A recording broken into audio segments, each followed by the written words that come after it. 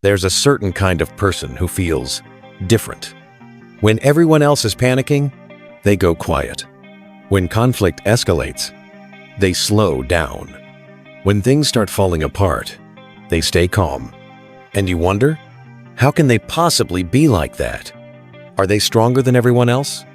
Or do they just feel less? But if you think that kind of calm comes from an easy life, you may be mistaken. Because very often, the calmest person in the room is the one who has lived through the most storms. In psychology, being calm does not mean being numb. Calm people still feel sadness.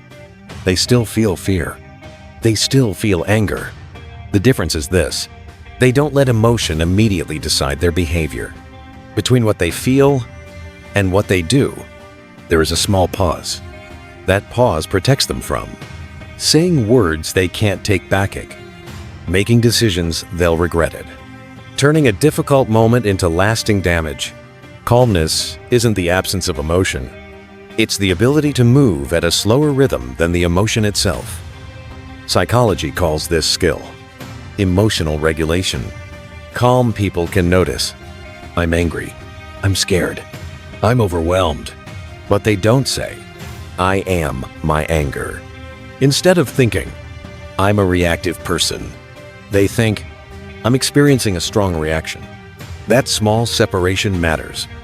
It allows their brain to stay out of panic mode, keep logical thinking online, choose responses instead of reflexes. And the important part is this: this is a learned skill, not a personality trait you're born with. Most calm people were not always calm. In the past, they reacted emotionally and lost relationship signs, panicked and made the wrong choices, spoke from pain and paid for it later. They learned through experience, not theory. Reacting emotionally doesn't end the pain. It extends it. Over time, their nervous system learned to pause. Calmness didn't come from wisdom first. It came from consequences. Many calm people have lived through loss, major failure, long periods of instability, or responsibilities that came too early. When you can't escape pain, your nervous system adapts. Eventually, they realize panic doesn't improve outcomes. Fighting reality doesn't change it. Calm thinking helps you survive it. And slowly, calm becomes a survival strategy, not a personality choice. One clear trait of calm people is this: they clearly separate what they can control from what they cannot.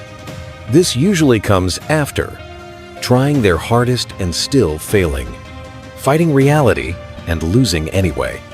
They understand something deeply.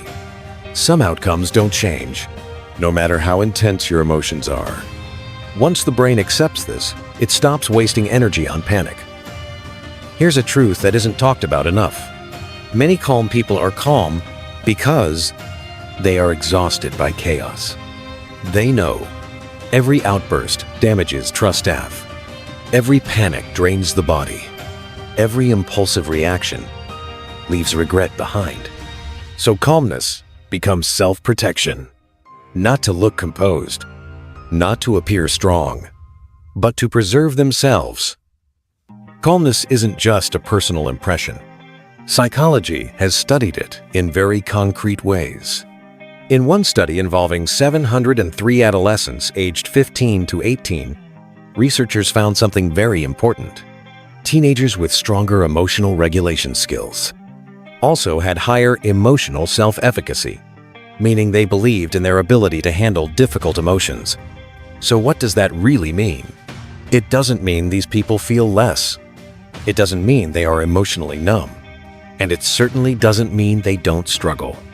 It means they are better at working with their emotions. In difficult situations, they may feel just as much fear, just as much sadness, just as much pressure. But instead of being overwhelmed, they can stay present and grounded. Calmness, therefore, is not emotional suppression. It is emotional management. When someone remains calm under pressure, their brain functions very differently. they gain several clear psychological advantages. They process information more accurately because stress doesn't distort their thinking. They communicate more effectively because emotions don't hijack their words. They solve problems more creatively because fear isn't blocking their perspective. And most importantly, they maintain more stable relationships because they listen before reacting and pause before causing harm.